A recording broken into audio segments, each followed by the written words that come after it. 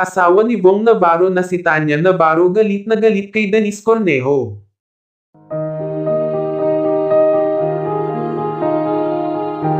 Denise Cornejo nag-celebrate ng pagkapanalo kay Bong Navarro. Isang nakakalungkot na balita para kay Bong Navarro at sa mga kaibigan nito, matapos lumabas ang ikalawang warrant of arrest sa kasong isinampa ng modelong si Denise Cornejo.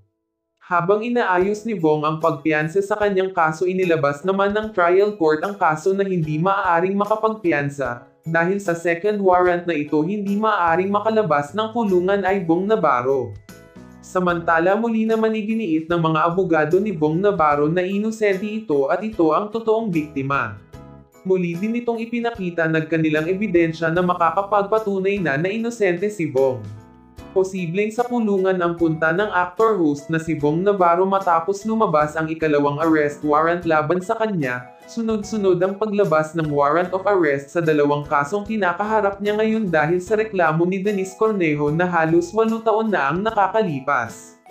Noong September 19, 2022 inilabas ang warrant laban kay Bong. Kusa naman sumuko ang aktor sa NBI nang lumabas na ang warrant. Maaaring magpiyansa sa kasong ito si Bong sa halagang 36,000. Inakala ng aktor na agad siyang makakalayo matapos sumuko sa pamamagitan ng pagpapiyansa. Ngunit ginulat na lamang sila ng huling lumabas na warrant laban kay Bong Navarro. Ang nakakalungkot, hindi payable ang kasong sinampa ni Denise.